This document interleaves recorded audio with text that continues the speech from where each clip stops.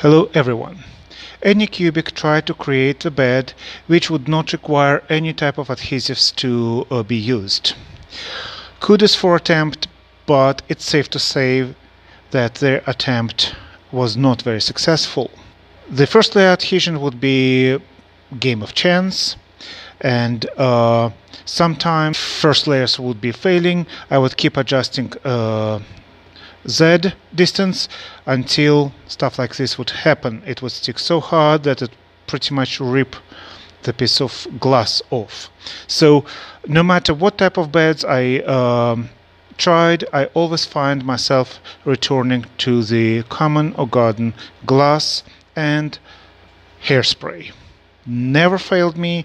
It is personal choice. Just because I have so much experience with that, better is enemy of good, I'm going to stick to that. Because Anycubic bed is so big, it's kind of hard to find a borosilicate glass of this size. It is possible, but it is expensive. Alternatively, you can buy big enough, like 38 centimeters by 38 centimeters square piece of glass, something like that. Sorry for it's a bit dirty, and use that instead. But that would be a bad idea. The borosilicate glass, unlike a regular glass, transmit the heat, and all of those edges would become a cooling areas. Unlikely borosilicate glass going to explode on you, but efficiency will be definitely lost. So using square glass on a round bed is not a good idea. So what I used to do, I would just go to the nearest hardware store, buy 15 by 15 inches piece of glass, and use a glass cutter just to cut off the corners. Simple operation, and I would have a super cheap, less than $7 bed, which would serve me for very, very long time. But because I'm cheap, this piece of glass is 50 cents from thrift shop, but I'm not going to use that either, because I happen to find already it was some kind of table or something, piece of glass, which is a perfect fit for this bed, but because it's different thickness, we need to adjust our Z height and map the bed, and so we shall do. I did mention that using borosilicate square glass on a round bed is not a brilliant idea, but using regular glass square piece on a round bed, it's even worse idea, because regular glass does not transfer heat very well. So we are going to have a temperature differential on each corner, and that means the glass will explode on you. Please do not do this mistake. You have to cut it into octagonal shape to use regular piece of glass. Okay, the operation is fairly simple.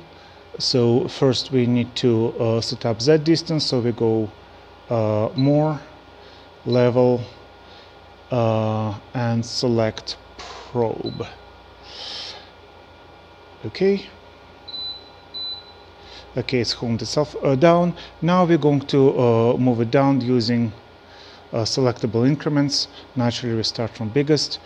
It's 45. Let's do 44. 1, 2, 3, 4, 5, 6, 7, 8, 9, 10, 11, 12, 13, 14, 15, 16, 17, 18, 19, 20. Okay, 1, 2, 3, 4, 5, 6, 7, 8, 9, 10. Okay. And 1, 2, 3, 4, 5, 6, 7, 8, 9, 10. Okay, we are still pretty high, of course, because the height is 440, 455, something like that. But we have a thick piece of glass, so we're going to do 1, 2, 3. Okay, check the heights. Too high. I think I can do a couple more centimeters. 1, 2. Okay, here we are. I may overcook it. Nope, I'm good. So now we need to switch to smaller increments. Oh, bugger. 1, 2, sorry. That was stupid. Now 1 millimeter too high. Let's go to tenth of millimeter. I'm going to put my camera down. Okay. Now we've got the grip. The paper moves, but it resists. Good. Once we achieve this position, we press Z equals 0, and the printer returns to home. Okay, do not click OK button yet.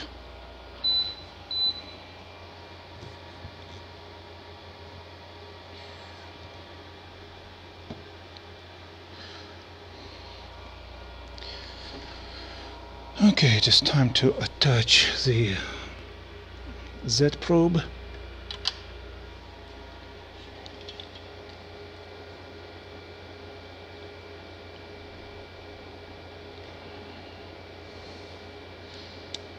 Here we are.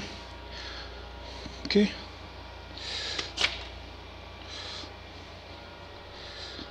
And only once you attach the Z probe, you should press OK. So now what we're going to see is the actual calibration process.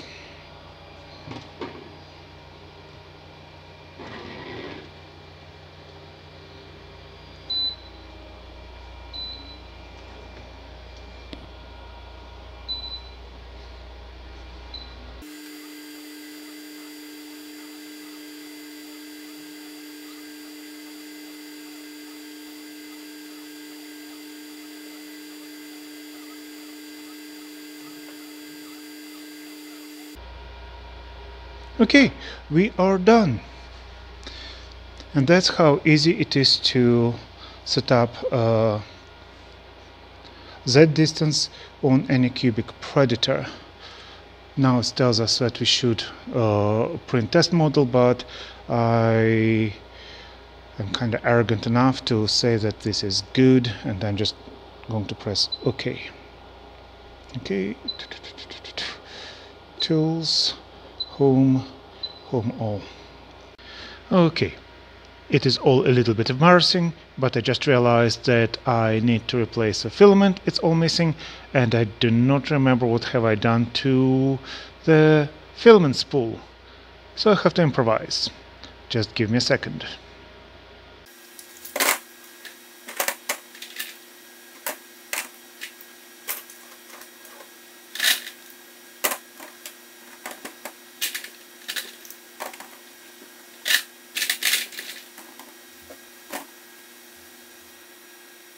Okay, the filament stand issue is solved with whatever parts I had laying around.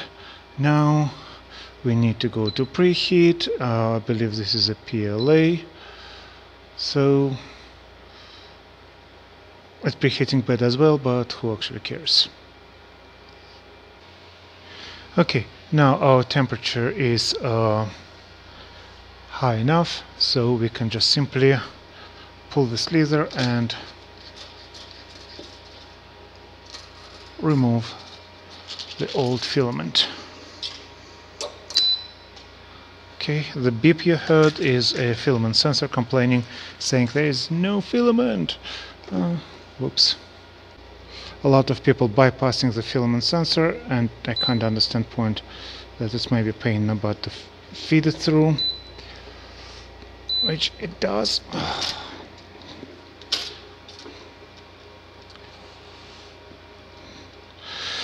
So we just need to keep trying until we'll get it done.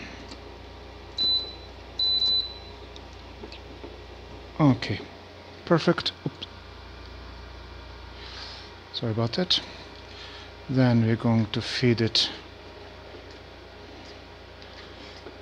I mean, yeah, I know I can use a motor to push it through, but that's faster.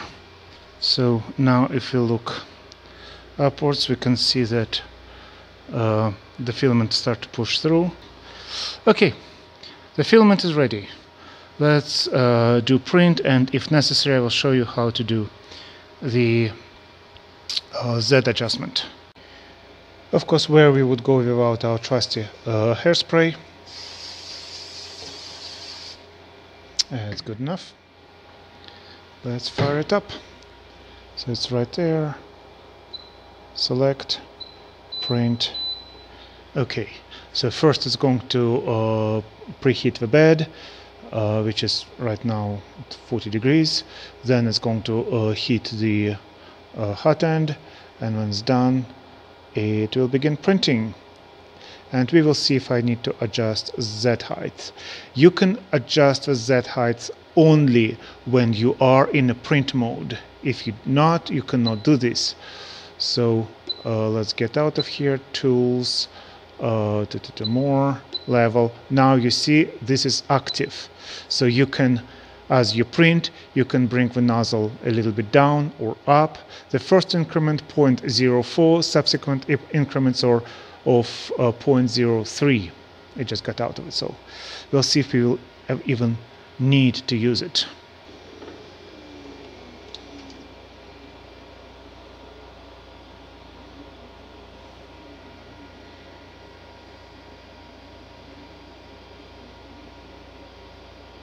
Okay, I see no need for Z height adjustment. So we are printing. Awesome. As you can see, use of Anycubic Predator is not that difficult. It does pretty good job, and adjusting setting on it is not hard either, or modifying by using glass bed. I mean, this is a very, very good bed leveling. So thank you. I will see you in the next video.